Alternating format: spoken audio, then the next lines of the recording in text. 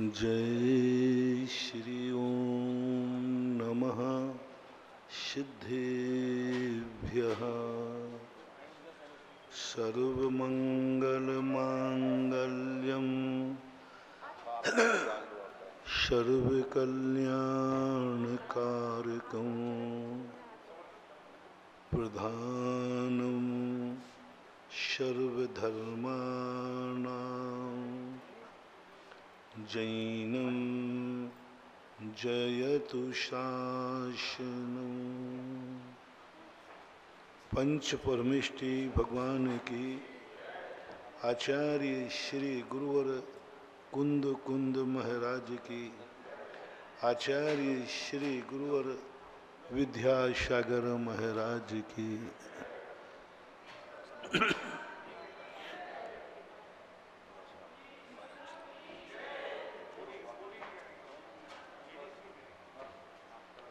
प्रसंग चल रहा है कि हम उन दुखों पर काबू पाए जो हमारी जिंदगी में दुख है ही नहीं, जो हमें दुखी नहीं कर सकता उससे हम दुखी हैं, कर ही नहीं सकते। और कल तो गजब बात हो गई थी, हम उनसे दुखी हैं जो हमें सुखी करने के लिए हमारी जिंदगी में आए। अब इसका इलाज कैसे हो? जो हमारी जिंदगी के हितकारी हैं, प्रकृति ने हमारे सहयोग के लिए बनाया है, हमारे सुख के लिए बनाया है, हम उनसे दुखी हैं। कितनी बड़ी बात कल कही थी, और इसमें 90% लोग फंसे थे। जो दुश्मनों से दुखी, विरोधियों से दुखी, जो हैं कम लोग, दुश्मनों से बहुत कम लोग दुखी हैं, क्योंकि दुश्मन सदा कम होते हैं। दुनिया में वनस्पतियां कांटे वाली ज्यादा हैं कि बिना कांटे वाली? बिना कांटे वाली। कांटे वाली वनस्पतियां बहुत कम हैं। जैसे बिना कांटे की वनस्पतियां ज्यादा हैं, कांटे वाले कम, ऐसा ही दुनिया में हमारे हितैषी ज्यादा हैं, दुश्मन कम। मित्र ज्यादा हैं, अपने ज्यादा हैं, दुश्मन बहुत कम। आटे में नमक के बराबर दुश्मन होते हैं। आप सब लोग अपनी अपनी थोड़ी जिंदगी में जाएं, तुम्हारे मित्र ज्यादा हैं, तुम्हारे अपने ज्यादा हैं, या दुश्मन ज्यादा है? देखो, तुम्हारे परिवार में जितने लोग हैं, क्या उतने दुश्मन हैं तुम्हारे? रिश्तेदार तुम्हारे जितने हैं, क्या उतने दुश्मन हैं तुम्हारे? मित्र तुम्हारे जितने हैं, उतने दुश्मन हैं क्या तुम्हारे? बहुमत किसका है? दुश्मनों का? नहीं, कभी नहीं हो सकता। दुश्मनों का बहुमत कभी होता ही नहीं। सदा से अपने लोगों का बहुमत सदा से रहा है। हर व्यक्ति के रिश्तेदार मिला करके कितने मान लें, शादी के समय आप कार्ड कितने छपवाते हो? बोलो प्रवीण बाबू, कितने कार्ड छपते तुम्हारे घर में शादी हो? 500। तो अभी और बता दो दुश्मन कितने हैं? झूठ मत बोलो। अरे कोई नहीं तो कमल तो है ही।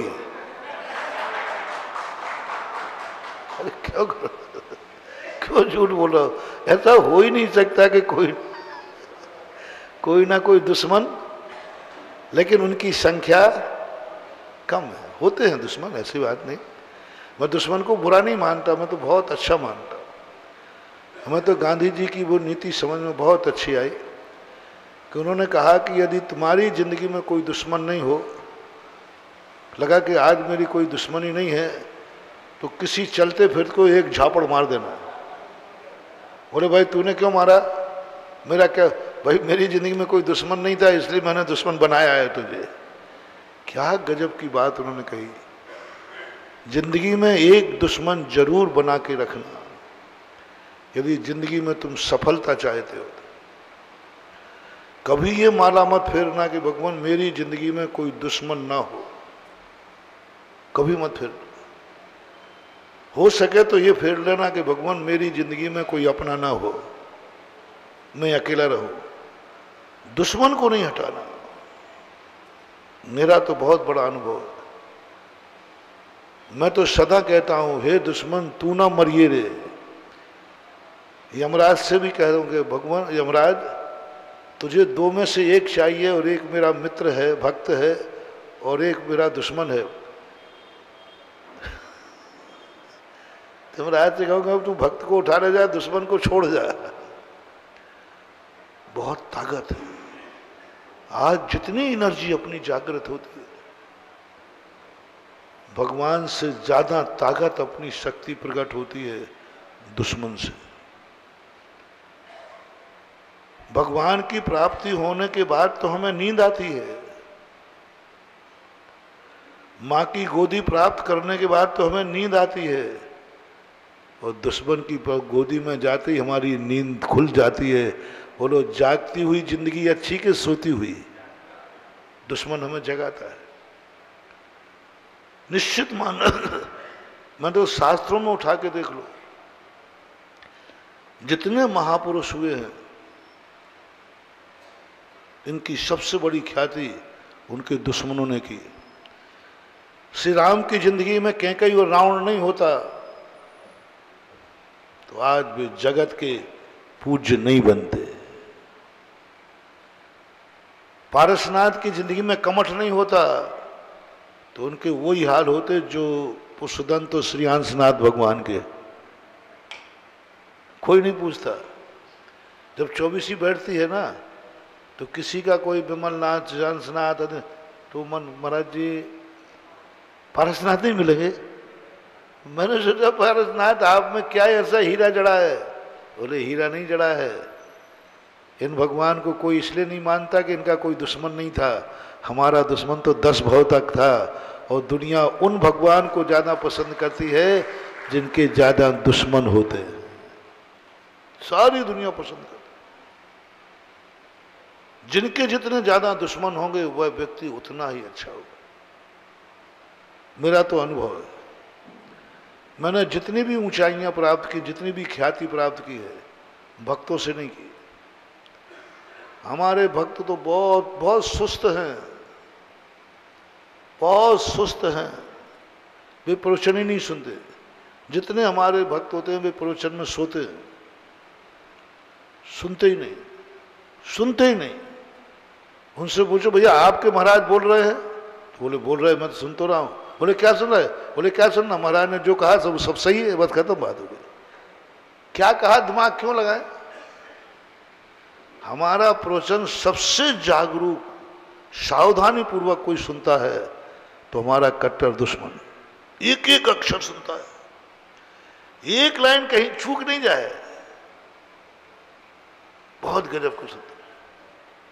तो जो हमारा प्रवचन एकाग्रता से सुनेगा, मैं उसी को जिंदा रखूंगा। जो प्रवचन सुनते ही सो जाए उसको रखूं। मैं सुनाने के लिए जो प्रवचन सुनाता हूं कि तुम्हें सोने के लिए? सुनाने के लिए वो सुनता है। महानुभाव, दो चीजें आपको मोटिवेशन में दे रहे हैं। जब तुम्हारी जिंदगी में दुश्मन बन जाए तुरंत समझ लेना तुम्हें कोई ऊंचाई मिलने वाली है। तुम्हें कोई ऊंचाई मिलने वाली, लगेगा कि तुम गिरते हुए नजर आओगे लेकिन अंत में तुम्हें कोई ना कोई उच्च सिंहासन मिलेगा, क्योंकि तुम्हारा दुश्मन तुमको सारे जगत में प्रसिद्ध कर देगा, तुम्हारी ख्याति फैला देगा। दुश्मन होना चाहिए, वो ऊंचाइयां देगा, नियम से देगा, तुम्हें ऊंचाई पर पहुंचा देगा, भक्त नहीं पहुंचा पाएंगे। क्योंकि दुश्मन से हमारी शक्ति जागती है, हमारी निद्रा टूटती है, हमारा प्रमाण टूटता है, हम जागरूक हो जाते हैं। रास्ते में फूल बिछे हों तो खतरा है, कांटे बिछे हों तो खतरा नहीं, क्योंकि हमें पता चल जाए यहाँ कांटे हैं तो कैसे चलोगे? संभल के चलो। इसलिए दुश्मनों की स्थितियां कोई ज्यादा बुरी नहीं है, अच्छी है, होना चाहिए। एक बार एक मेरे विरोध में एक व्यक्ति ने लेख छापा मंदिरों के संबंध में, विध्वंस का, महाराज ने फलाने यहाँ का मंदिर ध्वस्त कर दिया। वो तो हमारे साथ चलता ही है ना, तो वो मैं पढ़ ही रहा था। हालांकि मैं पढ़ता नहीं हूँ, लेकिन एक व्यक्ति ने कहा महाराज जी आप पढ़ तो लो, आपकी खुद की बुराई खुद तो पढ़ो, आपकी इसमें बुराई लिखी है। तो मुझे कुछ शौक है अपनी बुराई सुनने का। वो पेपर जरूर मेरे पास मत लाना जिसमें हमारी भलाई लिखी, प्रशंसा लिखी हो, वो जरूर लाना कि मेरी बुराई लिखी हो। मैं बड़े शौक से पढ़ता हूँ, मजे लेकर। मैंने कहा ये है माल इसमें। तो मैं देख रहा था, एक मंदिर वाले आए, बोले महाराज जी हमारे यहाँ मंदिर है पुराना, हम उसको नया बनाना चाहते हैं। मैंने कि तुमने गलत नंबर डायल कर लिया, देखो ये पेपर में क्या लिखा है। वो टुडे चलता है ना, कोई इंडिया टुडे, मैं फोटो, इतना बढ़िया फोटो था, मेरा खुद का फोटो बहुत बढ़िया था, भक्तों ने भी इतना अच्छा नहीं छापा होगा, और पूरा था। मैंने कहा देखो मेरा विरोध हो रहा है, तुम्हारा नाम भी इसी टुडे में छपेगा अगली बार। तो वो क्या कहता है, महाराज जी मैं इसी को पढ़ के आया हूं। मैंने कहा तुमने पढ़ा? बोले इसी को पढ़ के आया हूं। वकील साहब थे। मैंने कहा इसको पढ़ के तुम्हारी मेरे प्रति श्रद्धा बढ़ गई? बोले बढ़ गई। मैंने कहा क्या बात कर रहा है, इसको तो पढ़ के श्रद्धा घटना चाहिए। बोले मेरी श्रद्धा इतनी बढ़ गई, मैं आपको जानता नहीं हूं, मैंने परिचय सबसे पहले इस इंडिया टुडे के लेख से किया, और मैं 3 बार पढ़ा इस लेख को, और मेरी श्रद्धा इतनी बढ़ गई आपके प्रति, इतनी श्रद्धा बढ़ गई कि मैंने कमेटी बुला के कहा मंदिर यदि सही बनाना है तो आशीर्वाद महाराज का ही चाहिए। और सब जानते हैं कि मैं महाराजों को मानता नहीं हूं, मुझे कोई मतलब नहीं है, कोई समाज में भी मेरा कोई ज़्यादा इंटरफियर नहीं करता, मेरे काम अलग है। लेकिन ये पढ़ करके मेरा भाव हुआ, नहीं क्या बात कर रहे भाई, इसको पढ़ करके तुम्हारे परिणाम नहीं बिगड़े? बोले नहीं बन गए। इतनी श्रद्धा मेरी हो गई, मैंने कैसे, मैं समझ गया लोग पत्थर उसी पेड़ पे मारते हैं जिस पर रसीले आम लगे रहते हैं।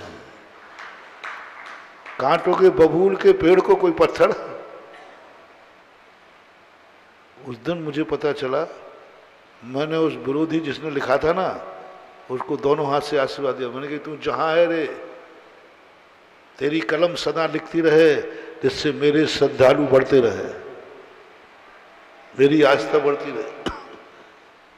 कभी महाराष्ट्र से पब्लिक नहीं आती है इधर उत्तर भारत में। आप कोई भी महोत्सव करना, दक्षिण भारत में जब भी कोई महोत्सव होगा उत्तर भारत के लोग जरूर जाते, जैसे गोमटेश बाहुबली का जरूर जाएंगे। दक्षिण के लोग, उत्तर के लोग, दक्षिण भारत में कोई भी कार्यक्रम हो उत्तर भारत के लोग जरूर जाते हैं।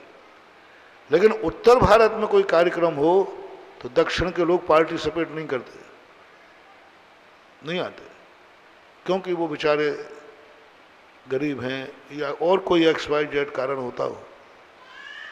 किसी भी दक्षिण उत्तर के, जितने दक्षिण के महोत्सव में, गोमटेश बाहुबली के कार्यक्रम में जितने उत्तर के लोग शामिल होते हैं, बताओ ऐसे उत्तर भारत के किस कार्यक्रम में दक्षिण के लोग शामिल होते हैं? इक्का दुक्का बात अलग है, नहीं होते। कभी होते ही नहीं है। मैंने अभी बड़े बड़े कार्यक्रम कर लिए, मैंने अभी भारतवर्षीय कार्यक्रम कर लिए, खूब समाचार भेजे, खूब पत्रिकाएं भेजी कि भाई हम चाहते हैं कि एक बार उत्तर और दक्षिण एक हो जाए, और महोत्सव के माध्यम से हो सकता, लेकिन सफल नहीं हुआ। वहाँ जो हमारे भक्त थे उनसे भी कहा कि मैंने कि भाई दक्षिण महाराज, दक्षिण कर्नाटक के लोगों को लाओ यहाँ कार्यक्रम में, वे भी फेल हो गए। देखना सफल कैसे हुआ। सांगानेर की मूर्ति निकल रही थी तो दक्षिण भारत में एक आचार्य थे, उन्होंने मेरे विरोध में अभियान चला दिया। इतना विरोध किया, इतना बार से, इतनी पेपर पत्रिका बहुत जम के चलाया, बहुत जम के चलाया। तो लोग कहने लगे महाराज जी अभी तो 2-4 आते थे, वे भी नहीं आएंगे, क्योंकि दक्षिण भारत में आपका विरोध हो रहा है।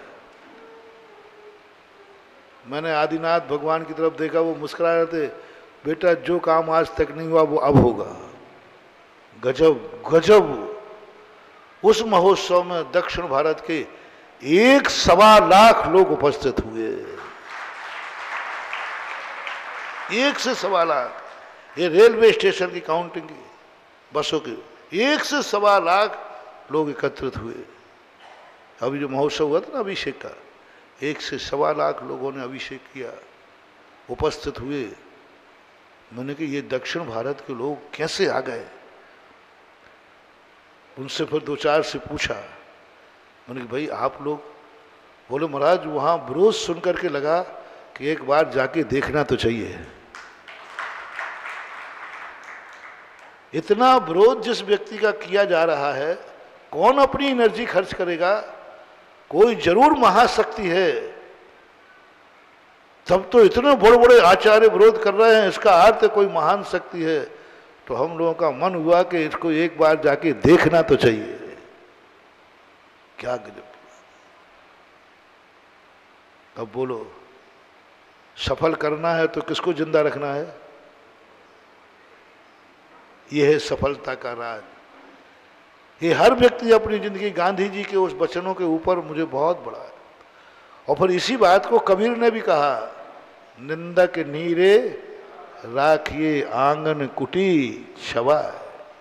मेहमान को नहीं कहा आंगन कुटी छवा कर रखो भैया, कोई कार्य कष्ट तो नहीं है, दुश्मन को जरूर रखो अपने जीवन।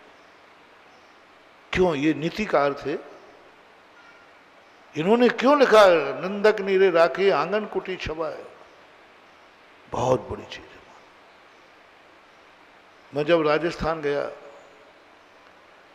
तो मैं सोचता था कि यहाँ तो बड़े बड़े आचार्य, बड़े बड़े महाराज, धुरंधर लोग रहे हैं, हमें यहाँ कौन पूछने वाला है। प्रवचन में भी हम कुछ बोले तो हम कहते थे क्यों बोल रहा है, तेरी कौन सुनने वाला है, कौन सुनता है तेरी। कुछ भी बोलता रहे, कौन सुनता है। चाहे तू अच्छी बोल, चाहे सुधार की बोल, कोई नहीं बोलने वाला। बड़े बड़े तो बाद में जब मैंने देखा कि मैंने एक वाक्य यहां से बोला, दूसरे दिन सारे भारत के वार्षिकों पे आ गया। मैंने क्या बात है, मेरी एक आवाज में इतनी दम कि सारा भारत हिल गया। बड़े बड़े आचार्य हिल गए, बड़े बड़े महाराज पंडित हिल गए, और सबने लिखा ये गलत है, ये गलत है, ये गलत है, ये गलत है। अरे मैंने कहा यही सही है। मामला है कि मेरी आवाज पर उनको डर लग गया कि इसकी आवाज में दम है, सारी दुनिया मान लेगी। यदि मेरी आवाज में दम नहीं होती तो वो कहते क्या फर्क पड़ता है, बोलने दे, कौन पूछता है उसको। आप लोग यही करते ना, जिसकी बकत ज्यादा नहीं हो उसको आप क्या कहते, वो देखो तुम्हें बकने दे, कौन पूछता है उसको। लेकिन जिसमें डर हो, यदि इस मंच से आवाज हुई है तो सारा भारत पलट जाएगा। फिर दुश्मन जागता है। तब से मैं समझने लगा कि देख तुझा सागर, तेरी वाणी में दम है, संभल के बोलना।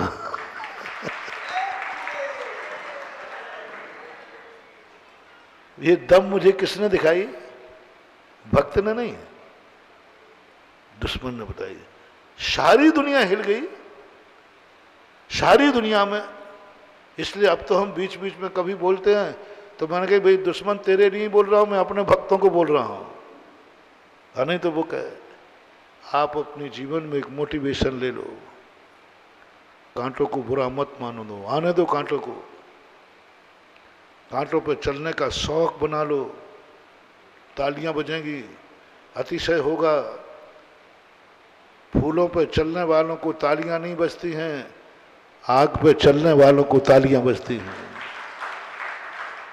जो खेल होते ना खेल, यदि एक व्यक्ति पैदल चल रहा है अच्छे में और एक व्यक्ति अंगारों पे चल रहा है, सब भीड़ कहाँ इकट्ठी होगी? है क्यों? तो भीड़ इकट्ठी करना है, तालियां बजवाना है, ऊंचाइयां छूना है, तो निश्चय करो आग के अंगारों पे चलने का शौक करो, सारी दुनिया तुम्हारी हो जाएगी।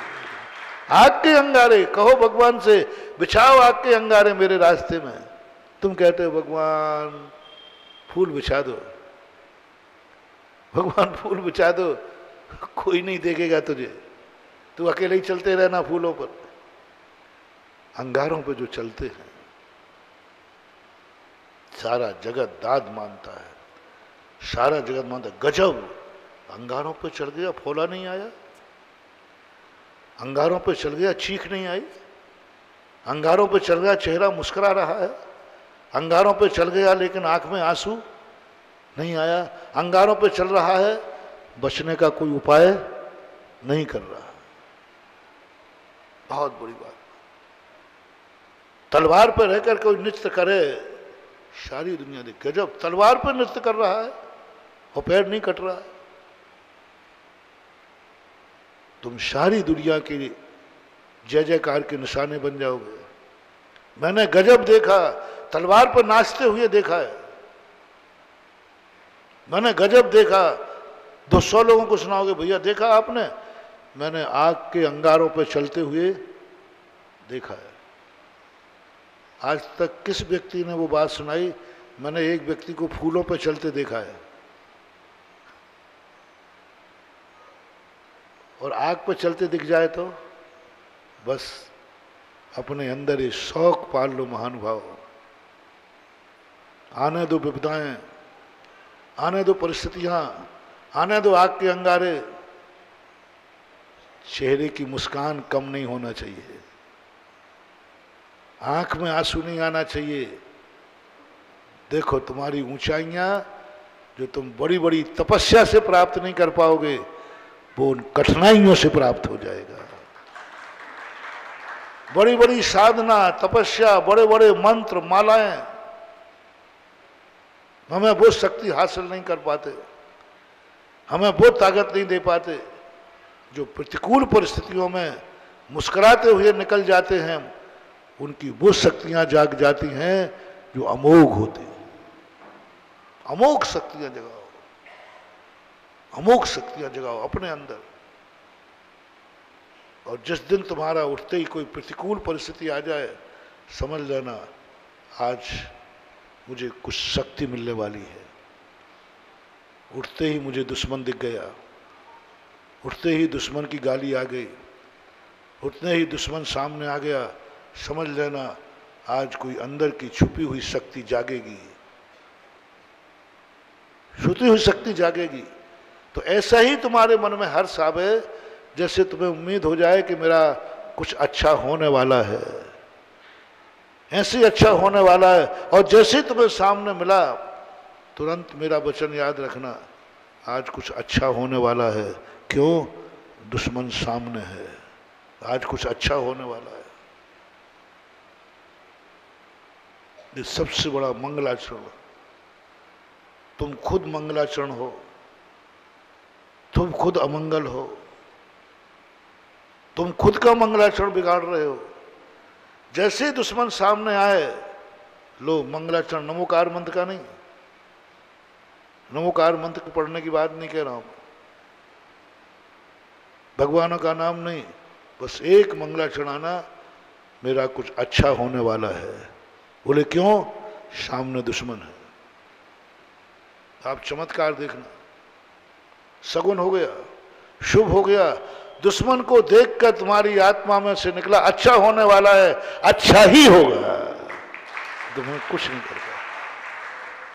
अपन क्या करते हैं, वो दुश्मन सामने आ गया, अब तो बर्बाद निश्चित है, अब तो बुरा होना अब तो कार्य सिद्ध होने वाला है ही नहीं। हमने खुद मंगलाचरण बिगाड़ दिया, हमने खुद बिगाड़ दिया।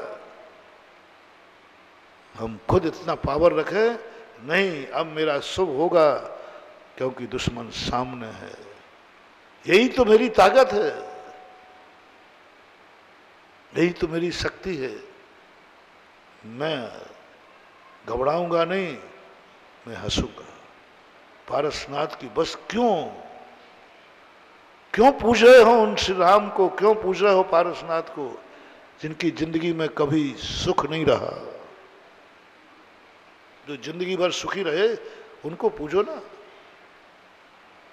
जो जिंदगी में कभी दुखी नहीं रहे। बीच के तीर्थंकर देखो, अजितनाथ से लेकर के 20 के सारे तीर्थंकर जिंदगी में कभी दुख नहीं आया, सुखी सुखी रहे, सब तरह से सुखी रहे, उनको कोई नहीं पूछ रहा है। उनमें कोई ज्यादा अतिशय नहीं है, ज्यादा ताकत नहीं है, क्योंकि उसका जीवन सुखी था, उनका जीवन सुखी था। 9 राम हुए हैं,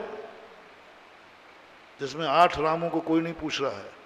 कृष्ण के भैया का नाम भी क्या था, बलराम, कोई नहीं पूछ रहा, क्योंकि जिंदगी भर मौज मस्ती में रहे वो, कुछ काम नहीं था, सारे काम कन्हैया करते थे, वे तो दाऊ दाऊ बस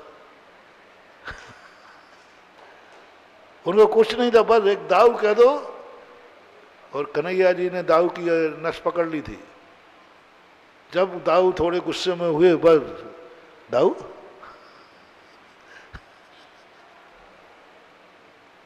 कोई नहीं पूछ रहा है, कोई नहीं पूछ रहा है। इधर श्री कृष्ण, इधर बलराम, इधर लक्ष्मण, इधर श्री राम, दोनों के बराबर पद थे। जो श्री कृष्ण का पद था वही लक्ष्मण का पद था, जो बलराम जी का पद था वही श्री राम का पद था, दोनों बराबर थे। उधर श्री कृष्ण सारी दुनिया में पूजे, और उसी पद वाले थे लखन भैया, लेकिन दुनिया में विशेष स्थान श्री कृष्ण में और बलराम में किसने पाया, बोलो? और लक्ष्मण में, श्री राम में विशेष पद किसने पाया, क्यों?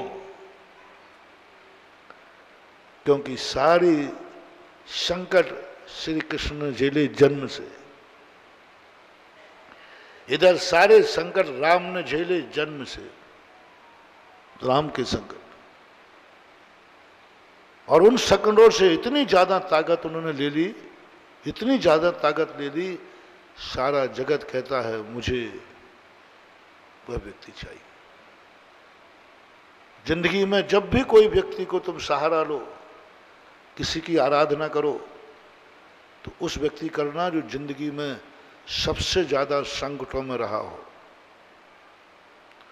जिंदगी में सबसे ज्यादा जो सुखी रहा हो, उसकी आराधना मत करना, तुम्हारी शक्ति खो जाएगी, मोटिवेशन। सुखी व्यक्ति को यदि तुम अपनी जिंदगी में लोगे, तुम्हारी शक्तियां खत्म होती जाएंगी, प्रमाद आएगा, सोने का भाव आएगा, ऐसो आराम करने का भाव आएगा। कभी बड़े आदमी को भेज देना, नहीं हो तो प्रैक्टिकल कर लेना, आपके बेटे को या आपकी पत्नी को। आपकी पत्नी आपका भी सभी काम करती है, आपकी बात, 1 हफ्ते के लिए किसी अमीर स्त्री की सहेली बना देना, किसी अमीर की, और 9वें दिन जब लौट के आ जाए फिर तुम चाय बनवा लेना।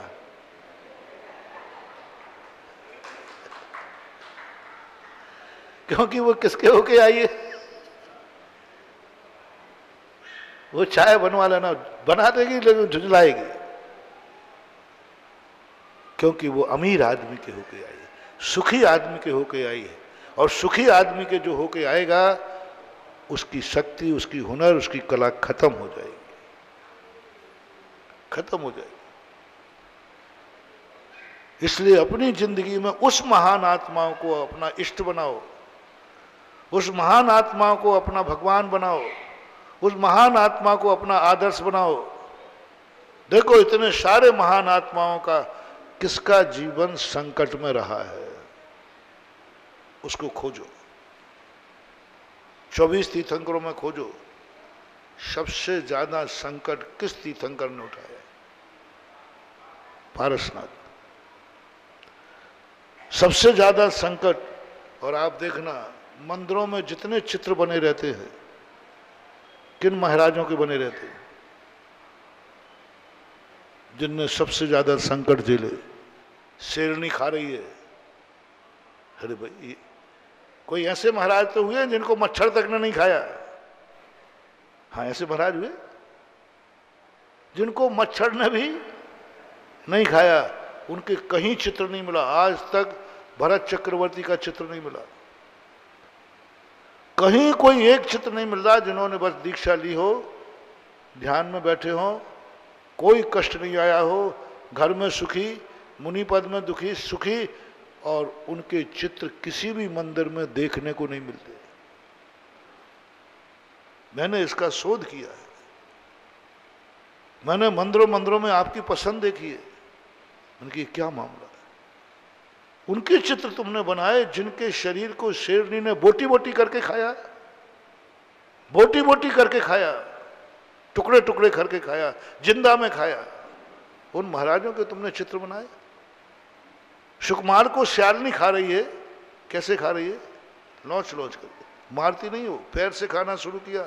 इसको मारना नहीं है, इसको दुख देना है।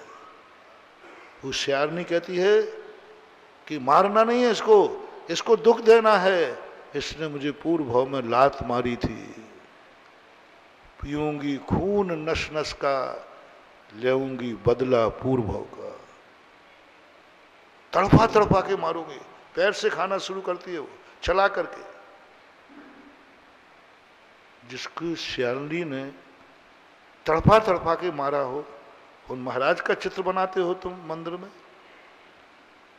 जिनको घानी में पेला गया उनका चित्र बनाते हो तुम मंदिर में। 700 मुनियों को आग में जला गया, उनका महोत्सव मनाते हो तुम रक्षाबंधन। अरे कोई अच्छे महाराज नहीं मिले तुम्हें? बल्कि इस संकट वाले महाराज बहुत कम हैं। 24 तीर्थंकरों में संकट वाले भगवान कितने हैं? 3 मान लो, अधिक से 4। आदिनाथ को मानो उपसर्ग हुआ उनका, वो अंतराय कर्म। 3। सुखी जीवन किनका बीता? 21 तीर्थंकरों का।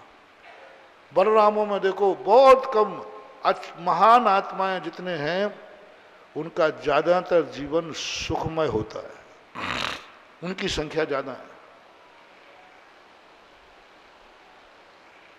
मोक्ष जाने वाले अच्छे महाराज ज्यादा हैं जिनको कोई संकट नहीं आता। उपसर्ग करने वाले, दुख भोगने वाले मुनिराजों का बहुत कम संख्या है। फिर भी तुम मंदिरों में उन्हीं के चित्र क्यों बनाते हो? तुम मैना सुंदरी का चित्र क्यों बनाते हो? क्या ऐसी सतियां नहीं हुई जिन्होंने अच्छे पति को भरा है,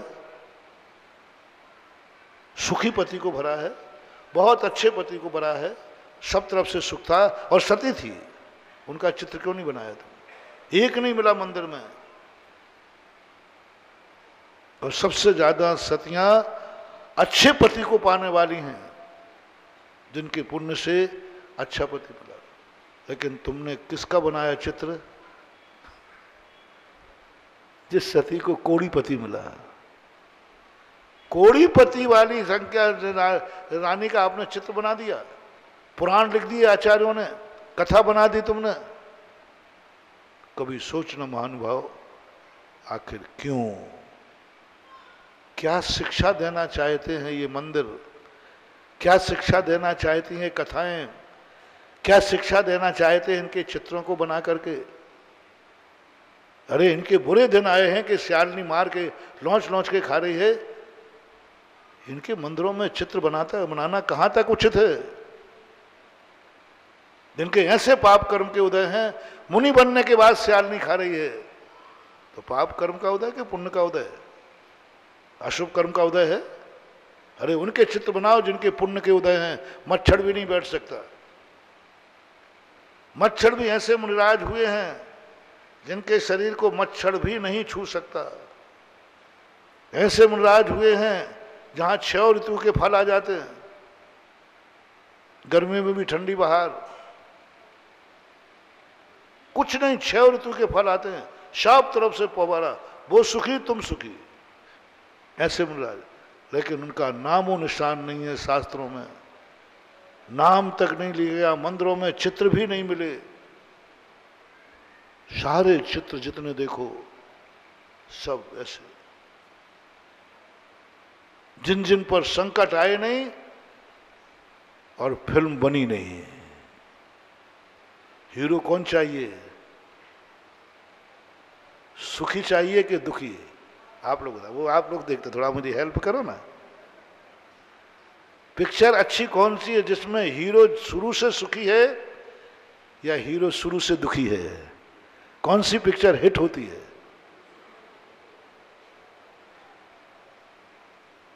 जिसमें शुरू से हीरो सुखी है और खलनायक दुखी है, वो पिक्चर चलती है। कौन सी पिक्चर चलती है? लॉजिक है महानुभाव। ये पिक्चर का जो थॉट है, कंसेप्ट है, इस पर यदि तुम थोड़ा सा विचार करो, तुम्हारी जिंदगी में खुशियां ही खुशियां आ जाएंगी, तुम्हारी जिंदगी में दुख गायब हो जाएंगे। इसका क्या थॉट है कि उस हीरो को पसंद किया जा रहा है जिस हीरो पर जिंदगी भर दुख उठाए हो।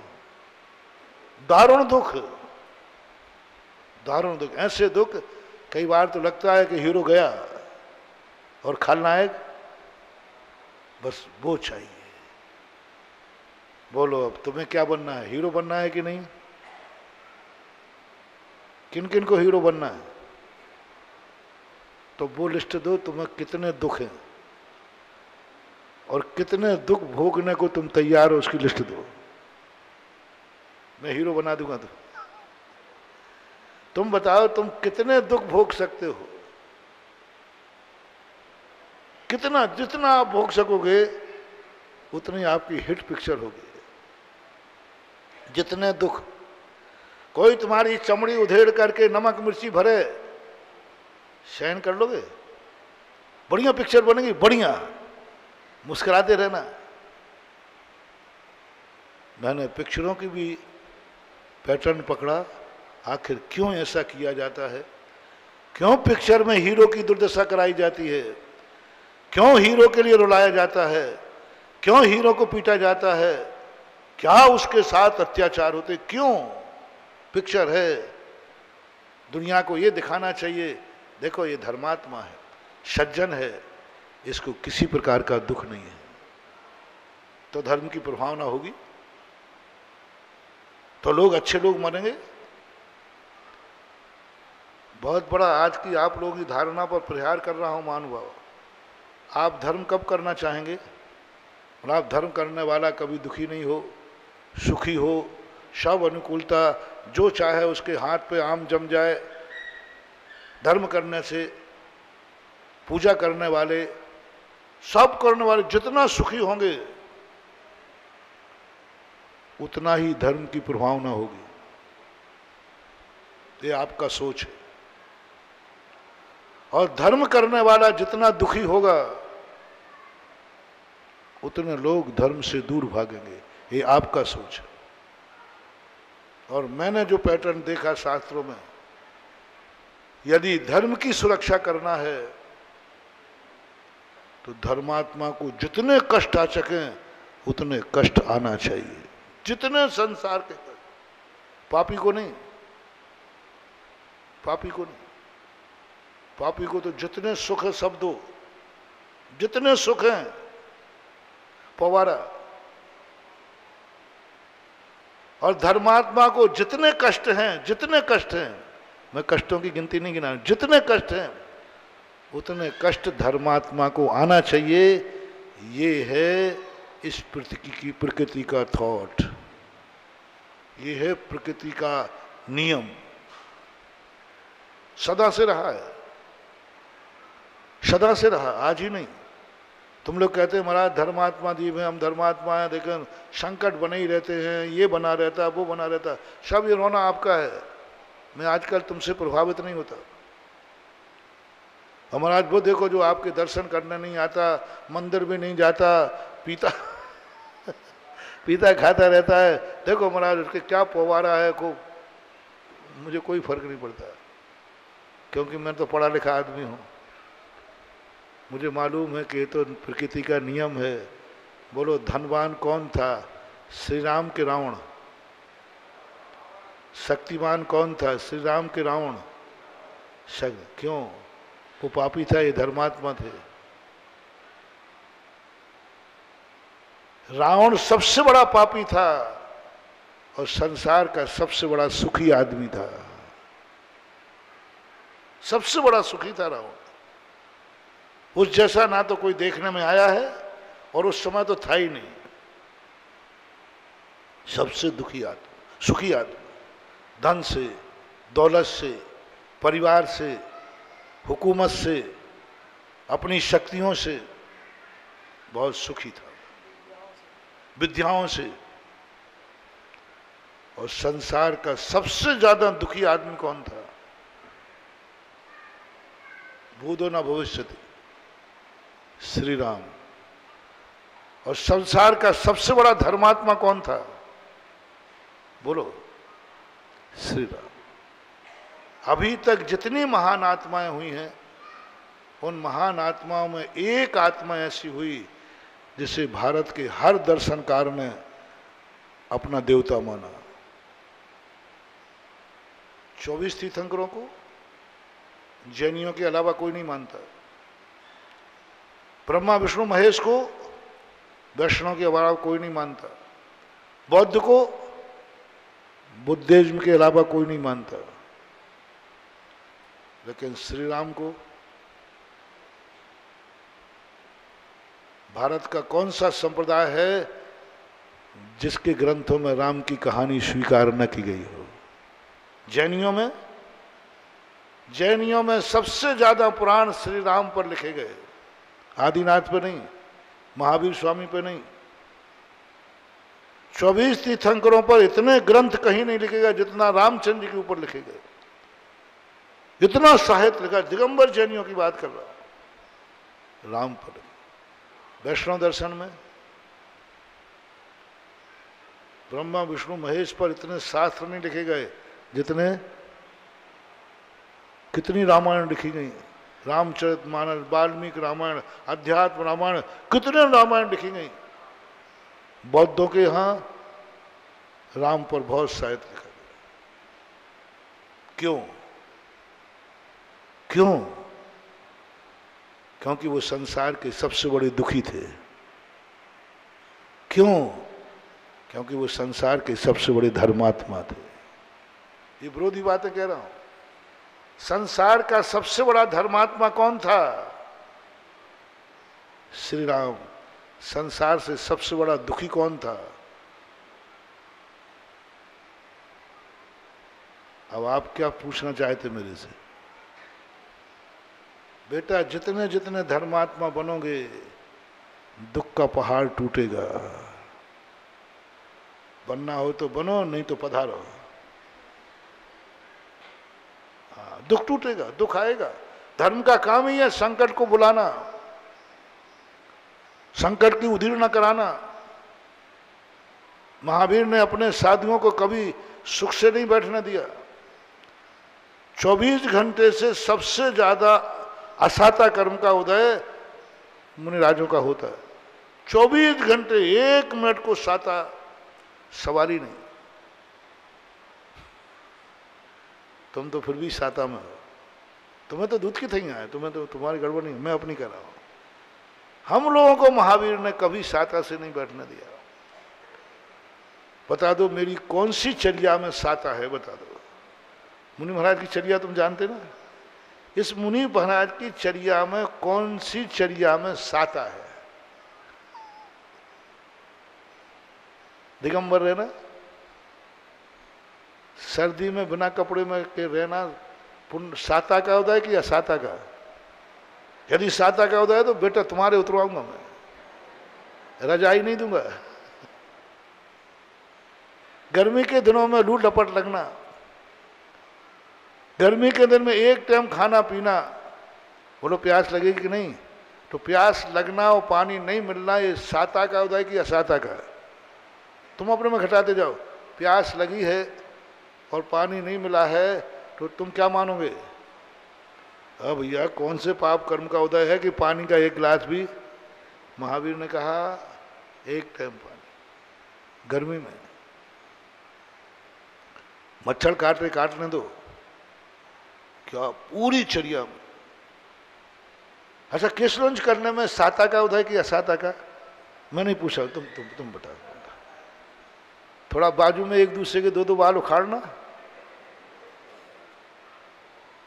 बोलो दर्द होगा कि नहीं? तो साता का उदय कि असाता का? 24 घंटे। मैंने तो महावीर स्वामी कह दिया, भगवान मैं समझ गया, आपका भक्त बनने का अर्थ है जितनी असाता तुम भोग सको उतना असाता उदय। मुनि बने नहीं और असाता का पहाड़ टूटा नहीं। और जितने बड़े महाराज बनते जाओगे, हम तो छोटे में आते तो इसलिए कमरा में मिट गया। यदि कोई हमसे थोड़े बड़ा महाराज मिलते ना तो वे गर्मी के दिनों में कहाँ बैठ रहे होते? पर्वत पर, खुले आकाश में, चट्टान पे, क्योंकि वो बड़े महाराज हैं। जितने बड़े धर्मात्मा बनोगे उतना ही तुम्हें संकट आएगा। 48 टेम्परेचर पर खुले पहाड़ की शिला पर बैठा ला जाएगा। और बन लो धर्मात्मा, और बन लो बड़े आदमी हैं। और जितने छोटे होते जाओगे कमरा मिल जाएगा, और छोटे हो जाए श्रावक बन जाओ, एसी का कमरा मिलेगा, एसी का, क्योंकि तुम छोटे हो। तुम छोटे हो, एसी मिल गया, पुण्य का उदय। थोड़ा मध्यम बनोगे, बिना एसी का कमरा मिलेगा। और बड़े महाराज बनोगे तो पहाड़ की शिला मिलेगी। बोलो ये साता का उदय कि असाता का? छोटे महाराज बनोगे, बंद कमरे में बैठने की अनुमति मिलेगी। बड़े महाराज बनोगे तो शीत ऋतु नदिया के किनारे। बड़े धर्मात्मा है ना बड़े महाराज, तो सर्दी कहाँ व्यतीत करें? नदी के किनारे। क्या है ये जैन दर्शन? जितने जितने धर्मात्मा बनो, कर्म से धर्मात्मा नहीं आए तो महावीर कहते कर। जैसे तैसे साता का उदय चले तो कहते उपवास कर ले, असाता का उदय मिला, बहुत बढ़िया चल रहा है, ठीक है, बोले उपवास कर, असाता का उदय लाओ। यानी महावीर स्वामी कहते हैं तेरी 24 घंटे अशुभ कर्म का उदय बने रहना चाहिए। यही अशुभ कर्म का उदय तुझे एक दिन अनंत शक्ति प्रदान करेगी। अपने प्रवचन का प्रारंभ। कोई महावीर स्वामी हमारे दुश्मन थे क्या? क्या वो नहीं जानते थे कि नंगे पैर चलेंगे तो पैरों में छाले पड़ेंगे? क्या वो नहीं जानते कि सर्दी में सर्दी लगेगी, गर्मी में गर्मी लगेगी? क्या वो नहीं जानते थे कि 48 टेम्परेचर में एक बार पानी पिएगा तो प्यास लगेगी? सब जानते थे। उन्होंने कहा जानते थे, इसलिए तो मैं कह रहा हूं तेरे साता कर्म का उदय नहीं होना चाहिए, असाता का उदय बना रहे निरंतर। दुनिया का एकमात्र जैन दर्शन है जो अपने भक्त को, अपने अनुयायी को कभी साता से नहीं रहने देता, कभी नहीं रहने देता। और सबसे ज्यादा अहिंसक कौन है? महावीर स्वामी। सबसे ज्यादा दयालु कौन है? महावीर स्वामी। हमसे पूछो, देखो उनके मुनि, मैं किनका भक्त हूं, मैं किनका चेला हूं? महावीर स्वामी की परंपरा का। अब देखो हमें कौन सा सुख है भैया, बता, तुम बता दो, तुमसे पूछो।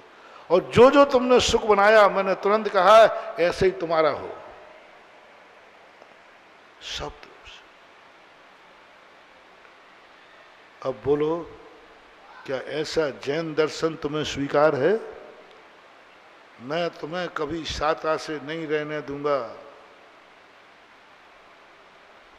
24 घंटे ऐसे निमित्त मिलाऊंगा कि असाता उदय में बनी रहे। असाता उदय में तुम्हें मारने के लिए एक डंडा भी नहीं दूंगा, और कोई तुम्हें मारे तो मैं खुश होऊंगा। क्या गजब तमाशा है। दुनिया के भगवान अपने भक्तों को डंडा देते हैं, त्रिशूल देते हैं, तलवार देते हैं कि बेटा बचो। अरे महावीर स्वामी देखो, ना तो ब्लूट जैकेट दी, और जो थोड़े बहुत कपड़े थे वे भी, और ना बचने को मुकदर दिया। भगवान कोई मार डालेगा तो बोले वो यही तो देखना चाहता हूं। तो महावीर स्वामी कहते हैं मुनि से, पीटना मत, पिट जाना, यही महावीर का शिष्य है। मारना मत, मर जाना, यही धर्मात्मा का लक्षण है। मारना मत, मर जाना, पीटना मत, पिट जाना। कोई शस्त्र नहीं, कोई बचाव का रास्ता नहीं। मैंने कहा था ना एक दिन, महावीर ने यह भी नहीं कहा कि हम उठा के पत्थर तो मार देंगे, नहीं, कुछ नहीं, कुछ नहीं करना। वो खा जाएगा, बोले खाने दो। वो मार डालेगा, बोले मर जाओ, मर जाओ। शास्त्रों में लिखा है, करो, मैं नहीं बोल रहा हूं। मृत्वा अपि, तू मरना पड़े तो मर जा, लेकिन किसी को मारने का भाव मत करना। नहीं मारूंगा तो वो मार डालेगा। ऐसा बाप किसी का देखा तुमने? ऐसा भगवान बताओ दुनिया में आज तक कौन सा भगवान है जो भक्त कह रहा भगवान वो मुझे मार डालेगा? तो हर भगवान कहता है यदि वो तुझे मार डाले तो तू उसको निपटा दे, मार डाल, उसको अभिशाप दे दे, भस्म कर दे। भगवानों ने छूट दी अपने साधुओं को कि यदि कोई तुम्हें मारने आवे तो ये पकड़ो शस्त्र, मरने के पहले उसे मार डालना। कोई तुम्हारा बुरा विचार है, उसके पहले ही कमंडल में से जल निकाल करके अभिशाप देके भस्म कर देना। मैंने सब में देखा। अब महावीर की आदत देखना। महावीर स्वामी से कहा, भगवान महावीर स्वामी वो मुझे मारने आए तो क्या करूं? बोले मर जा, मर जा। तो मैं उसको नहीं मारूं? अरे मारने का भाव भी मत करना। क्या गजब का सिद्धांत। अपने निकटवर्ती शिष्य से कह रहे, निकटवर्ती प्राण प्यारा शिष्य, मारने का भाव नहीं करना। वो मुझे मार डाले तो मर जा। बोलो यही हुआ है कि नहीं मुनियों के साथ? हमारे मुनिराज महानुभाव, वो ताकत है एक सामायिक में, वो ताकत है कि सारे देवताओं की यहां लाइन लगा दूं एक सामायिक में। उन 700 मुनिराजों में इतनी ताकत थी कि वो 2 मिनट में सबको कीलित करके भस्म कर सकते थे, लेकिन पिटते रहे, घानी में पिलते रहे। एक मुनिराज आंख उठा देता, घानी कीलित हो जाती, लेकिन 500 मुनिराज पिलते रहे, पिटते रहे, मरते रहे। महावीर स्वामी कहते नहीं नहीं नहीं, ये मार रहा है, घानी में पिल रहा है, बोले पिल जा, मरता है मर जा, लेकिन तू मारने का भाव नहीं करना। कैसे लगे महावीर स्वामी? मर जा करे। ये भाषा तो दुश्मनों की है, ये भाषा तो, और परम पूज्य हमारे भगवान कहते मर जा तू, मुझे खुशी होगी, मैं खुशी मनाऊंगा, मैं धन्य हो जाऊंगा ऐसे शिष्य को पाकर के जो मरते मर गया लेकिन दुश्मन को भी मारने का भाव नहीं किया। ऐसे को देखकर मुझे गर्व होगा। मर गया लेकिन मारने का भाव नहीं किया, पिट गया पीटने का भाव नहीं किया, मिट गया मिटाने का भाव नहीं किया, मिट गया लेकिन मिटाने का भाव नहीं किया। रात भर यशोधर महाराज का शरीर छलनी हो गया, लेकिन सुबह राजा सैनिक को उल्हायना भी नहीं दिया। उसने कष्ट दिए, महाराज ने आशीर्वाद दिया। उसने विनाश किया, महाराज ने विकास कर दिया। क्यों? क्यों? महावीर स्वामी हमारे दुश्मन हैं या हमारे मीत हैं? बोलो जल्दी बोलो। अब जब वो कह रहे हैं मर जा, लेकिन मारने का भाव मत करना। ऐसा वाक्य बोलते समय ये और कह रहे तू मर जाएगा ना तो मुझे खुशी होगी। अब बोलो महावीर स्वामी कैसे लग रहे हैं आपको? आपके मीत हैं कि दुश्मन हैं? जल्दी बोलो, जोर से नहीं बोल रहे हो, और जोर से बोलो ना। तो फिर क्यों पिन पिन पिन करते हो? महाराज हम धर्म कर रहे हैं तो अभी हम धर्म कर रहे हैं, हम पूजा पाठ कर रहे हैं, हम ईमानदारी चल रहे हैं, हम आपकी भक्ति कर रहे हैं, फिर भी महाराज घनी कम मान रहा था, भिक मंगा कहीं का। क्या है रे? समझो समझो समझो। धर्म को लांछन लगाते हो, धर्म कर रहे। अरे धर्म और कर्म का कोई संबंध ही नहीं है। कर्म हमारे अतीत की हुई सजा है और धर्म हमारे भविष्य का पुरस्कार है।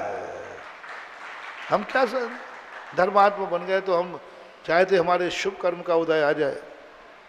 नहीं, कामना मत करना। जैसे जैसे धर्मात्मा बनोगे संकट बढ़ेगा, और बस अंदर चेतना से कहो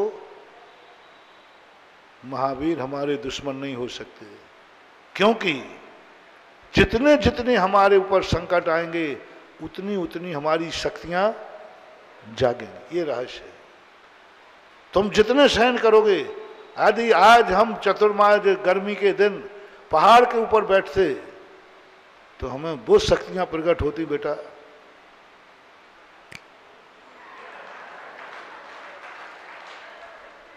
तुम कह रहे हो कि देखो 48 टेम्पर में शिखर पे भेज रहे हैं, पहाड़ पे। अरे पहाड़ पे नहीं भेज रहे हैं, वे तेरे अंदर की शक्ति के जागृत करने के लिए वही स्थान है, वही स्थान है। इसलिए आज के प्रवचन का मोटिवेशन है, हर संकट में आपको ये कहना है ये संकट नहीं है, शक्ति जागरण का मंत्र है। एक शक्ति जागेगी। संकट आ गया ना मेरे ऊपर, विपदा आ गई मेरे ऊपर, बुरे दिन आ गए मेरे ऊपर, नहीं अब अच्छा, बहुत कुछ अच्छा होने वाला है, जैसे व्यतीत हो। दूसरी बात जो मैं कह रहा था, मंदिरों में क्यों पूर्वजों ने उनके चित्र बनाए? उन पांडवों के चित्र बना रही है जिनको आग लगाई जा रही है, उन गजकुमार का चित्र बना दिया जिसको सिगड़ी जलाई जा रही है। अरे कोई अच्छे महाराज नहीं मिले? गजकुमार का बना दिया जिसको सिगड़ी। अरे कोई अच्छे महाराज हुए हैं कि नहीं बताओ भैया?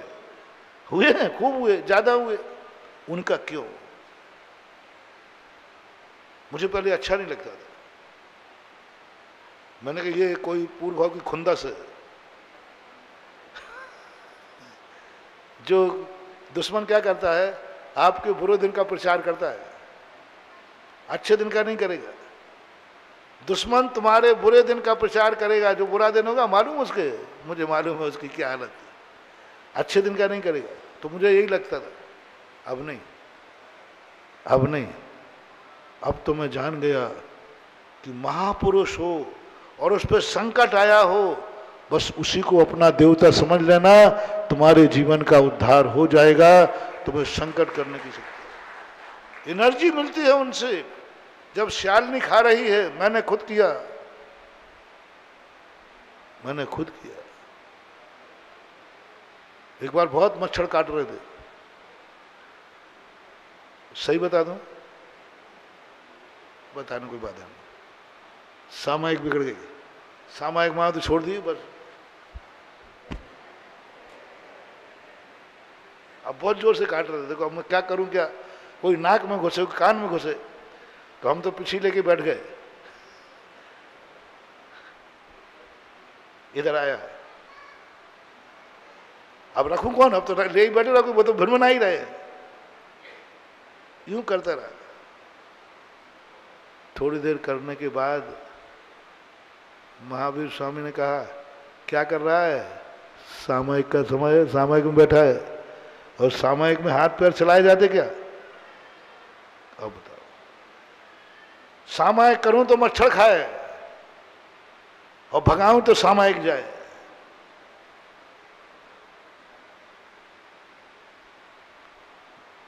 सारे उपदेश फीके पड़ गए। सामायिक टूटे तो टूट जाए, सामायिक जाए तो भाड़ में जाए, मच्छर तो गाड़ियों भगाना। बस जैसे ओहो, देखना शक्ति जागी, शक्ति का जागरण हुआ। जहां मच्छर काटते थे शक्तियों का जागरण हुआ। सुकौशल महाराज का ध्यान किया, जिसको श्यालनी नोच नोच के खा रही है, और वो जैसे उनका ध्यान आया पूरे शरीर पर मच्छर बैठे रहे, एक मच्छर को भगाने का भाव नहीं आया। पूरी सामायिक हुई, बल्कि आगे ध्यान हो गया। एक मच्छर सहन करने की ताकत नहीं थी। किसने दे दी ताकत? उस श्यालनी खा रही महाराज को। बस उनका ध्यान किया, ओहो हमें तो मच्छर ही खा रहे हैं, उनको तो श्यालनी खा रही है। अब वो शक्ति जाग गई हमारी, शक्ति जाग गई हमारी। इसलिए लोग पारसनाथ को पसंद करते हैं। पारसनाथ के दर्शन करते ही संकट सहन करने की शक्ति जागती है 10 भाव तक के लिए। शक्तिमान होकर के कमठ को नहीं भगाया। कमठ को भगा सकते थे लेकिन ध्यान में बैठे रहे, ये शक्ति जागती है। इसलिए आपको शक्ति जगाना है तो आज के बाद एक नियम ले लो और कहो, संसार के जितने संकट हैं मेरे ऊपर आवे तो भी मैं धर्म को उल्हायना नहीं दूंगा। कभी ये नहीं कहूंगा कि ये सारी संकट मैं धर्म के कारण भोग रहा हूं। नहीं, धर्म को उल्हायना नहीं देना। और बल्कि ये कहना, ये संकट जो आ रहा है ना मेरे ऊपर, ये कुछ ना कुछ मुझे ऊंचाइयां देगा। आज जो कोड़ीपति मिले हैं, बुरा दिन की अच्छा दिन, बुरा दिन। मैना सुंदरी क्या कहती है? कुछ अच्छा होने वाला है, कुछ सगुन होने वाला है। क्या गजब! मैना सुंदरी रोई नहीं। सारी लड़कियां विदा करते समय रोती हैं, चाहे ऊपर से रोती है। 90% ऊपर से ही रोती हैं, अंदर से नहीं रोती हैं। ऊपर से ही रोती है। रोना पड़ता है, क्या करना, नहीं रोए तो आप लोग उसको वो करोगे, रोना पड़ता है। और नाटक भी करना चाहता, मम्मी मैं तो नहीं जाना चाहती, लेकिन एक केस मेरे सामने हुआ। एक माझी परिवार मेरा भक्त था, एक छोकरे की शादी हुई नई नई, तो वो लेने आ गया अपनी पत्नी को। तो सासू माँ कहती, महाराज जी ये आपके शिवरार्थी हैं, भक्त हैं, देखो हमारी बिटिया इतने दिनों में तो आई और 4 दिन में ये लेने आ गए, थोड़ा तो और रहने दो, जब तक आप हो तब तो रह जाए। और माँ ने कहा, माँ महाराज जी आप थोड़ा सा इशारा कर दो, ये कुंवर साहब मेरी तो मानेंगे नहीं, आपकी मान जाएंगे। तो मैंने, क्यों रे छोकरे, जोरू का गुलाब, तूने शादी कर ली तो उसकी बेटी छीन ली क्या? वो वहां बेटी तरफ रही है कि थोड़ा 2-4 दिन और रहने दे, क्यों आ गया जल्दी लेने? तो मैंने बेटी से पूछा, मैं कि तू जाना चाहती? नहीं मैं तो नहीं जाना चाहती, अभी मान ही नहीं रहे, मान ही नहीं रहे। तो मैं तो जाने नहीं चाहे, तो मम्मी को देखो, मेरी मम्मी कितना चाह रही 2-4 दिन और रुक जाए, वो तो मान ही नहीं रहे। तो मैंने कहा, रे बेटा तेरी पत्नी भी कह रही है रहना चाहती हूँ, सास भी करे।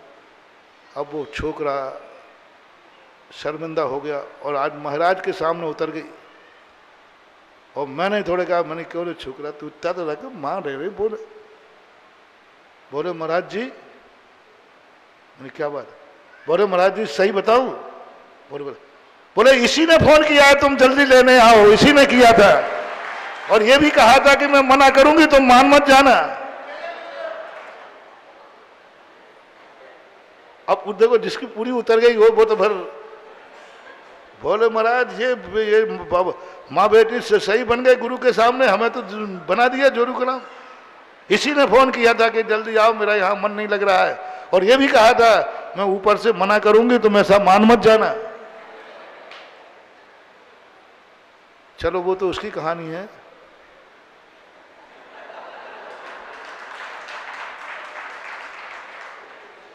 सबकी ऐसा ही है ना, तुम जानो तुम्हारी बात जाने, हमें कोई मतलब नहीं है। हम तो मैना सुंदरी की बात करेंगे। वो रोई नहीं, किंचित मात भी नहीं रोई, बल्कि सबसे ज्यादा उसे ही रोना नहीं रोई। सबको समझा के गई, हंसते हंसते समझाया। मां रो रही है, सारा नगर रो रहा है, महिपाल के भी आंसू आ गए, लेकिन वो नहीं रोई, सबको समझा रही हंस के। और कहती है मेरा कुछ अच्छा होने वाला है, मेरा कुछ अच्छा होने वाला है, क्योंकि मेरे सामने कोड़ीपति है। कुछ अच्छा होने वाला है, और उसको एक ही बात है, उसके मन में आया ही नहीं कि मेरा बुरा हो रहा है। उसको तो एक ही बात है, मेरा कुछ अच्छा होने वाला है। और आज सबको मालूम है, बोलो दुनिया में कौन अमर है? मैना सुंदरी। मैना सुंदरी को किसने अमर किया? झूठ मत बोलना। यदि वो कोड़ीपति का विवाह नहीं करती तो क्या आज मैना सुंदरी का दुनिया में नाम होता? क्या आज सिद्ध चक्र मंडल प्रधान की महिमा होती? क्या आज दुनिया में, आज सारी दुनिया में हर राष्ट्रीय शादियां करती, बड़ी बड़ी शादियां हुई, तीर्थंकरों की पत्नियों का कोई नाम नहीं जानता। तीर्थंकर की पत्नियों पर कोई कथा नहीं लिखी गई। नंदा सुनंदा पर कौन सा पुराण लिखा गया? कौन सी कथा लिखी गई? क्योंकि उनको तीर्थंकर जैसे पति मिले थे। लेकिन मैना सुंदरी पर लिखी गए ग्रंथ, मैना सुंदरी आज अमर है, उसका नाम लेते ही लोगों को गर्व है। नंदा सुनंदा तीर्थंकर की पत्नियां थी, नंदा सुनंदा तीर्थंकर की पत्नियां थीं, और मैना सुंदरी एक साधारण पुरुष की पत्नी थी। तुम बताओ तीनों में से किसका नाम लेने में गर्व होगा? मैना सुंदरी। बस उसने ये मान लिया मेरा कुछ शुभ होने वाला है, क्योंकि अशुभ का उदय है। क्या गजब की बात! अशुभ को देखकर शुभ की कल्पना, शुभ को देखकर शुभ की तो करते हैं, कोई मतलब नहीं। अशुभ को देखकर कर्म उदय, अशुभ आ रहा है और अंदर से आवाज निकालो कुछ शुभ होने वाला है। दुख का दिन आ गया, कुछ अच्छा दिन आने वाला है। अंधेरी रात आ गई, प्रभात काल होने वाला है। किसी ने अपमान कर दिया, बस इज्जत मिलने वाली है। क्या कहा? किसी ने तुम्हारा अपमान कर दिया, अंदर से आवाज आएगी, आना चाहिए, जरूर कोई इज्जत मिलने वाली है, हमें चुप रहना है। जब गाली दे रहा हो दुश्मन, चुप रह जाओ, इज्जत मिलने वाली है। थोड़ी देर बाद सारी दुनिया कहेगी गजब, इतना सहिष्णु, दुश्मन में 100 गाली देगी लेकिन उसने उफ भी नहीं निकाला। बोलो किसको इज्जत मिलेगी? एक व्यक्ति ने एक गाली दी, तुमने 10 सुनाई, और एक ने 100 गाली दी, तुम मौन बैठे रहे। बोलो दुनिया में प्रशंसा किसकी होगी? आप लोग बताओ। 100 सुनने के बाद भी इज्जत मिल गई ना। गजब, मैंने ऐसा क्षमतावान व्यक्ति नहीं देखा, मैंने ऐसा सहिष्णु व्यक्ति नहीं देखा, मैंने ऐसा व्यक्ति नहीं देखा 100 गालियां देता रहा और कुछ बोला नहीं। मैंने ऐसा भगवान नहीं देखा, इतने बड़े बड़े पत्थर फेंक रहा है, आग बरसा रहा है, जल बरसा रहा है, और ताकतवान है, कमर को कीलित कर सकता है। लेकिन गजब, मैंने एक तमाशा देखा। मजबूरी में नहीं पिट रहे थे पारसनाथ, मजबूरी में नहीं पिट रहे थे, पिटने का शौक, मजबूरी में नहीं। पारसनाथ यूं देख रहे कमर, वहीं कीलित हो जाता है। एक कंकड़ भी नहीं फेंक सकते। पिटने का शौक, गाली सुनने का शौक, पत्थर खाने का शौक, बैठ गए बोलकर एक उफ नहीं बोला। देवताओं का सिंहासन हिल गया महानुभाव, गजब हो गया। प्रकृति कहती गजब हो रहा है, ये गालियों पर गालियां दिए जा रहा है और पारसनाथ कुछ नहीं बोल रहा है, कुछ नहीं बोल रहा है। देवताओं के सिंहासन हिल जाएंगे, तुम्हारे ऊपर बुरे दिन आ जाएं, तुम सहिष्णु बन जाओ, सहिष्णु बन जाओ। देवताओं के सिंहासन हिलेंगे और धरणेन पद्मावती तुम्हारी रक्षा करने आएंगे।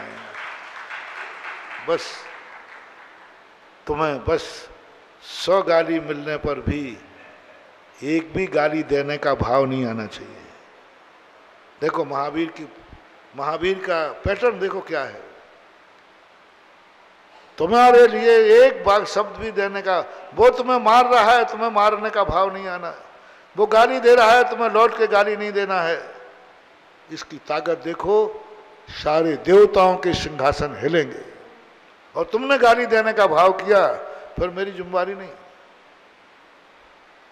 इसलिए महावीर के इस कंसेप्ट को अपने जीवन में हर व्यक्ति उतार ले कि हमें संकट का शौक, प्रशंसा का नहीं, गाली सुनने का शौक, प्रशंसा का नहीं, निंदा सोचने का शौक, फूलों का शौक नहीं, पत्थरों का शौक, बस प्रतिकूलताओं का शौक। धर्म करते समय ये नहीं कि मेरे शुभ कर्म का उदय आएगा, मेरे अशुभ कर्म का उदय आएगा, क्योंकि मैं धर्मात्मा हूं। मैंने राम का उदाहरण दे दिया, उन जैसा दुखी संसार में कोई नहीं। आज तक किसी कैसी भी माँ रही हो, कुछ तो दिया होगा। झांसी में बताओ, सब लोग अपने माँ बाप से अलग हुए होंगे, कभी माँ बाप ने अलग किया होगा।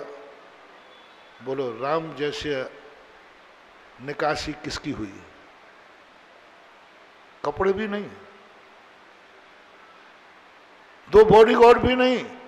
कल तक जिनको रक्षा करने के लिए हजारों सैनिक थे, राजकुमारों की रक्षा करने के लिए हजारों सैनिक थे, आज एक सैनिक नहीं। रत्नों के कपड़े थे जिनके, आज उनके पास कपड़े नहीं। कितना बुरी तरह निकाला, देखो तो सही, कितना बुरी तरह निकाला। नारी को भी तो कम से कम, राम लक्ष्मण के 2 वस्त्र नहीं थे, कम से कम सीता को तो 2 साड़ी मिल जाना चाहिए थी। कल क्या बदलेगी? कुछ नहीं। रामायण में कुछ नहीं दिया, एक वस्त्र पर निकाला है, एक कुछ भी तो नहीं दिया। सुरक्षा कवच, 2 बॉडीगार्ड नहीं, 2 नौकर नहीं, 2 चाकर नहीं, कल की नाश्ता की व्यवस्था नहीं। मैंने ऐसा संकट तो शायद आज तक झांसी में तो नहीं हुआ होगा, ऐसा दुख था। और कौन थे? पुण्यात्मा। और जो संकट उनके जीवन में आते गए, पर एक विशेषता पूरे रामचंद्र जी का जीवन मैंने खास तौर से पढ़ा, संकट पर संकट, संकट पर संकट। अंत का तो इतना बड़ा संकट आया कि रामचंद्र जी ने खुद मरने का भाव कर लिया। जब लक्ष्मण को लक्ष्मण शक्ति लगी, रामचंद्र जी थक गए। विभीषण से कहते बस हो गया बहुत, अब मैं कुछ नहीं कर सकता, अब मैं सीते को नहीं बचा सकता, अब मैं युद्ध नहीं लड़ सकता। मैं प्रातःकाल लक्ष्मण के साथ मैं भी मौत को प्राप्त हो जाऊंगा। आप क्या संकल्प कर रहे हैं? अभी युद्ध अधूरा है। सीता अभी रावण के बाद बोले कुछ हो जाए, मैं हार गया, थक गया। मरने का भाव कब करता व्यक्ति? पर विशेषता देखना, विशेषता देखना धर्मात्मा की। उस समय भी लोग कहते हैं रामचंद्र जी थोड़ा धर्म का सहारा लो। मैंने कि अभी धर्म धर्म कर रहे हैं ना, इनको एक झापड़ पड़ने वाला है। क्या धर्म धर्म मचा रखा है? इसी धर्म ने तो मुझे बर्बाद कर दिया। क्या रामचंद्र जी ने मरने का परिणाम कर लिया, लेकिन एक बार ये नहीं कहा कि मैं धर्मात्मा हूं और संकट, मैंने पिता की आज्ञा मानी, मैंने धर्म किया, संकट नहीं आया। उलाहना नहीं दिया धर्म को कि धर्म के कारण से ही तो संकट आ रहे हैं। इसलिए वो आज पूजा के पात्र है, आप लोगों को भी। और दूसरी बात मैंने पिक्चर की कह दिया, बोलो तुम्हें हीरो बनना है कि खलनायक? हीरो बनना है तुम्हें, खलनायिका की हीरोइन? हाँ, मुंह बाय बैठी है। तो एक लिस्ट बनाओ, आज का होमवर्क है, संसार के जितने संकट हैं, हर संकट को झेलने के लिए मैं तैयार हूं। जाओ, यह होमवर्क है हीरो बनने का। जितने संकट हैं, जितनी गालियां हैं, जितने विरोध हैं, जितनी निंदाएं हैं, सब मेरी होना चाहिए, मैं तैयार हूं। बस उसी दिन तुम्हारे ऊपर फिल्म बन जाएगी और ऐसी हिट होगी, ऐसी हिट होगी तो मेरा मन भी ललच जाए कि मुझे दिखाओ झांसी वाले भक्त का है क्या है फिल्म। यदि किसी ने कहा महाराज ये आपके भक्त के ऊपर बनी है और तुम्हारा भक्त हीरो है, मैंने कहा मेरा भक्त हीरो, वो संकट झेल रहा, अरे महाराज इतने संकट फिर भी डटा है पट्टा, तो मन नहीं मचल जाए कि भक्त की फिल्म मैं भी देखूं। इसलिए जीवन में दुखों से दूर मत रहो। अपना मूल प्रसंग था, दुख है ही नहीं फिर भी हम दुखी हैं, और दुख हो जाए, दुख ना के बराबर है, दुख हो जाए तो भी तुम्हें दुखी नजर नहीं आना है। और तुम तो सुख में दुखी नजर आ रहे हो। ये व्याख्या मैंने आज किसकी की?